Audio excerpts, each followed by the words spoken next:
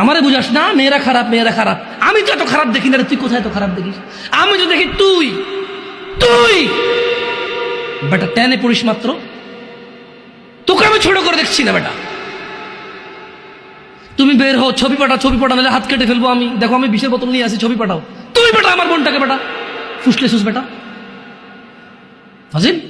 মেয়েরা খারাপ, মেয়েদের খারাপের কারণে দুনিয়া শেষ। তুই কে রে? তুই কি? তুই কি? মেয়েরা খারাপ?